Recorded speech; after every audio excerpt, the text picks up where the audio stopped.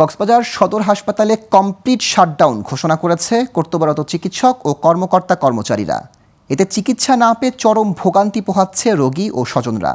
জানা গেছে, সিসিইউতে চিকিৎসাধীন এক রোগীর মৃত্যুকে ঘিরে মারধরের শিকার হন এক চিকিৎসক। এ ঘটনার পর মঙ্গলবার গভীর রাতে এই শাটডাউন ঘোষণা করা হয়।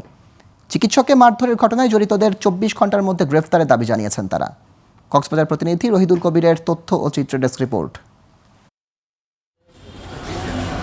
কক্সবাজার সদর হাসপাতালের সিসিইউতে চিকিৎসা নেওয়া অবস্থায় মারা যান শহরের ৬ নং এলাকার আজিজ। কিন্তু ভুল চিকিৎসায় মৃত্যুর দাবি তুলে কর্তব্যরত চিকিৎসক ডাক্তার কাজী সজীবকে লাঞ্ছিত করা হয়। এমনকি হাসপাতালের কক্ষে তাকে আটকে রেখে বিক্ষুব্ধ স্বজনেরা চিকিৎসা সরঞ্জাম ভাঙচুর করেন। পরে হাসপাতালের সব চিকিৎসা সেবা বন্ধ করে দিয়ে আন্দোলনে নামেন হাসপাতালের কর্মকর্তা কর্মচারীরা। সন্ত্রাসী হামলা হয়েছে ডাক্তারদের উপর, 24 ঘন্টার ভিতরে তাদেরকে ধরে আইনের আওতায় শাস্তির দাবি জানাচ্ছি। সুষ্ঠু বিচার করতে হবে এবং আমাদেরকে যথেষ্ট নিরাপত্তা দিতে হবে। এদিকে রাত থেকে জরুরি বিভাগ, বহির্বিভাগ, প্যাথোলজি সহ সকল বিভাগে চিকিৎসা সেবা বন্ধ।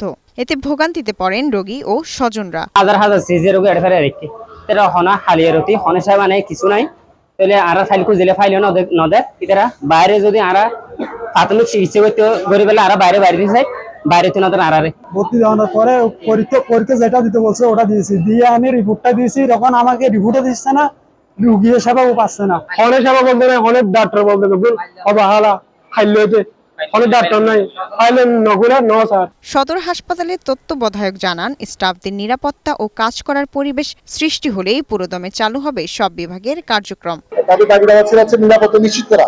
ওই নিরাপত্তা নিশ্চিত করার পরে আমরা যদি দেখা যায় ডাক্তাররা এবং নার্স এবং যারা মানে আমাদের স্টাফে আছেন তাদের কাজ করার যে পরিবেশ, নিরাপদ একটা পরিবেশ পায়, তাহলে তারা পূর্ণভাবে আবার কাজ শুরু করবে। চিকিৎসক মারধরের ঘটনায় একজনকে আটক করা হয়েছে, অন্যদের আইনের আওতায় আনতে অভিযান চলছে বলে জানিয়েছেন পুলিশ।